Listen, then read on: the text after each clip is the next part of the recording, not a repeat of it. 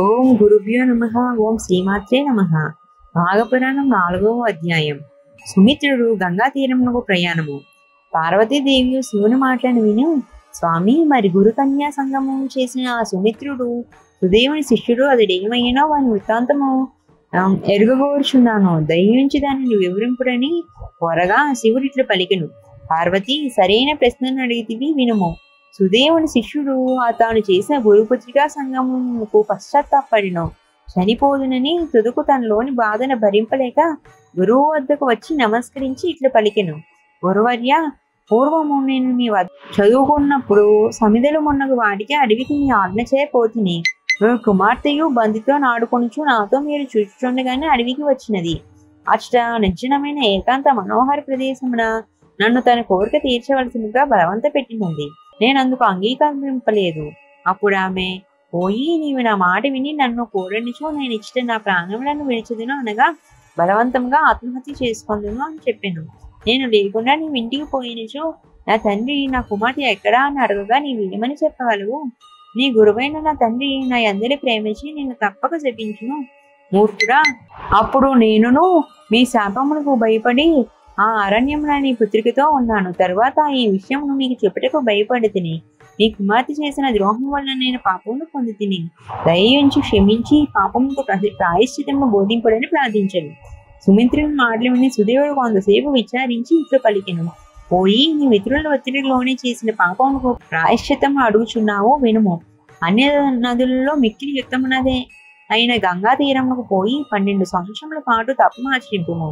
అదే నీకు తగిన ప్రాయశ్చితమని పలికెను. శిష్యుడైన సుమిత్రుడును గురువు చెప్పిన ఉపదేశం పాటించి గంగా తీరమునకు ప్రయాణం అయ్యను. అతడు తన ప్రయాణంలో ఒక చోటను ఒక దివ్యమైన ఆశ్రమమును శిష్యులు, మిత్రులు, కుటుంబ సభ్యులు మొన్నగ వారితో మాఘస్నానం చేసి శ్రీహరిని ఆ సరస్సు తీరమును పూజించి మాఘపురాణం వినుచుంది.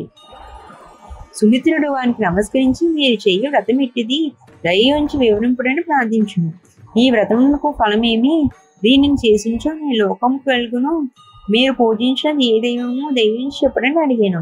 వారు సుమిత్రుడు అడిగిన ప్రార్థన విని తమలో ఒకడైన సత్యవ్రతుడను వాని విషయము వివరింపమని నియమించింది.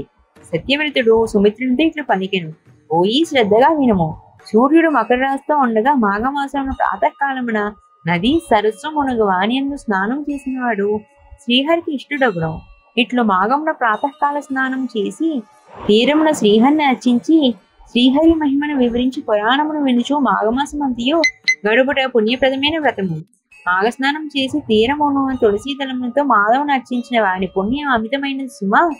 వ్రతాంతమున చేయ అన్నదానము శుభఫలప్రదము. ఈ వ్రతం ఆచరించిన వారికి పునర్జన్మి ఉండదు అని సత్యవ్రతుడు మాఘస్నాన వ్రత ఫలమును పెక్కు విధములుగా వివరించును. సుమిత్రుడు వారికి తాను చేసిన పాపమును గురువు చెప్పిన ప్రాయశ్చితమును వివరించును. అప్పుడు వారు మాఘస్నానమును 3 దినములు చేసినా సర్వ పాపములు నశించును. కావున ఈ మాసమును ఇంకనో 3 దినములు మిగిలి ఉన్నది.